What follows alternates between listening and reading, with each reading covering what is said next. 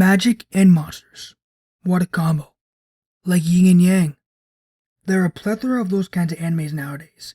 Like That Time I Got Reincarnated as a Slime, Black Clover, The Seven Deadly Sins, or even Sword Art Online, if that counts. Hey Fears, don't tell me you're going to talk about that anime Jobless Reincarnation. Nope. Today's anime is about war. And not just any war. The Holy Grail War. Yes, I'm talking about Fate. Now I'm only 10 episodes in on Fate Zero, but without further ado, here are my initial thoughts. I would like to think I'm a pretty smart guy, but I generally have no idea what's going on, and I'm pretty confused. Like all I got are like servants. First servant up here we have is Gilgamesh. I'm pretty sure he is the archer servant. And he seems dope. Yeah, he seems like pretty dope, badass. He seems so overpowered how he can how he has like a bombardment of spears always raining down like infinitely whenever he wants. He seems pretty dope. He's definitely the most powerful I've seen so far. Next we have Lancer. This dude just has two spears. A big one and a small one. Red and yellow. And that's all he's got. He's also a good fighter, but like that's it. And like I'm pretty sure that what I've seen is that each servant has like a unique or like special weapon that they use that can harm or injure other servants, which I think that's how they're like supposed to do it, supposed to win. And that's how he was able to cut off Saber's armor when they were like dueling against each other. Next one on the list here is Ryder. And right now all he's doing is just ride his chariot. That's it. Ride his chariot, and then he has these funny interactions with this master who's like a kid. I don't even know the kid's name. It's just like the kid's always like scared and timid, and then Alexander the Great has to like encourage him and support him and like making and telling him everything's gonna be okay. And Alexander the Great, or like Ryder the servant, is always boasting about, oh, how he's a king of conquerors. But like, dude, if you're so strong, show me something then. Like, come on. Show me what you can do. Like, show me that you're the so-called king of conquerors here. And here's a little history lesson for you guys here if you don't know. That Alexander the Great in real life conquered Egypt, the Middle East, parts of Asia, and Eastern Mediterranean, forming what we known as the Macedonian Empire. And people say that Alexander the Great was one of, if not the greatest generals in history. So I guess we have to wait and see if Buddy lives up to his reputation in Fate. We'll see. Next, oh god, this guy. Castor. This goblin-looking, wacky, bug-eyed dude. All I can explain is he just likes to terrorize people as his guilty pleasure. He's just a freak. But he likes Saber. So, at least he's got a good keen eye, you know? Next, this guy. Berserker class. Alright, this guy here.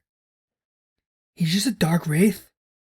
But without no explanation, you're telling me he is able to go toe to toe with Gilgamesh? How? Like, I don't even know what his special weapon is, but somehow he's able to grab Gilgamesh's spear when like a certain spear when he rains down spears, and he chucks it back at him, and like this, and just by like fighting against Gilgamesh, it annoys Gilgamesh. I don't know, man. This Berserker guy seems kind of scary. Even though I have no idea how he's able to do all this stuff, but we'll see. Next, we got, oh, this guy, Assassin. Like this assassin class servant is like the most basic and self-explanatory servant here. Literally, Ezio Auditore da Firenze. But worse. Yep. Literally, you want to be Ezio, but worse. Just so basic. Next I have here is there's 3 families, and they're all in the battle for the Holy Grail. Like it doesn't it doesn't explain like what the Holy Grail even is. Like what does it even look like? And like how I said before, how I think Gilgamesh is strongest. If he's the strongest servant, as his master stated when they summoned him, why can't he just go grab the Holy Grail and just give it to his master to end this whole so-called 4th Holy Grail war? And apparently, like all these families and masters have powers, and like the Holy Grail somehow chooses the 7 masters, but I'm not sure if the 7 masters like know specifically which servant they're supposed to summon.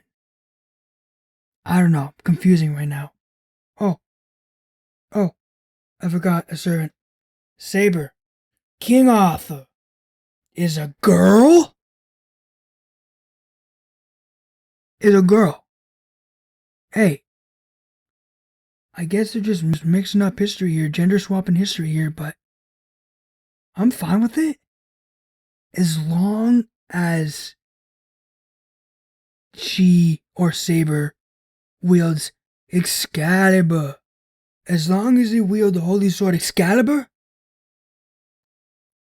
that's fine. It was like, you guys remember seeing from Soul Eater, the Excalibur sword? Excalibur, Excalibur, Excalibur. And then him having 1,000 demands every single day. And then, like, if it's not, like if it's raining outside, no fighting today. We stay inside. No fighting. If the world's gonna be doomed, I no fight. That's funny. As long as Saber just wields Excalibur, I think it'd be cool. Like, as long as she wields it, because King Arthur is supposed to have Excalibur, I'm fine with it. I'm fine with it. Pretty cool. And then, like, my buddy was telling me that after this, there's like a bunch of other Fate series I can go to, a bunch of spin-offs. I'm pretty confused right now. All I know is that he told me that I should do, like, after Fate Zero, I go into Fate Stay Night Unlimited Blade Works, and then into these, like, three movies with all the same name. I don't remember what it's called, but just watch those after. So, my ranking for the servants. Here's what I got so far as ranking. First, Gilgamesh. Easy peasy. And then I'm gonna say Berserker, just because he can go toe-to-toe with Gilgamesh. No one else can so far. Then I'm gonna say Saber. Then Lancer. And the only reason I'm putting Lancer above Alexander the Great is because we've just seen nothing from Ryder yet. So that's why he's 5th. 6th, I'm going to have to go Castor. And then I just think the most useless servant is Assassin. Like, he's just there to, like, for, like, intel and relaying information, like a spy slash observer slash decoy. And that's it for me, guys. Thank you for listening to me rant on about Fate Zero so far, even though I'm not even that far into it. But I really appreciate you guys checking this out. Feel free to comment to whatever, in discussions, anything. I will do a review of the main story of like the so-called, in quotations, main story of Fate when I'm done watching everything. The Eyes of Horus are your witness. Peace.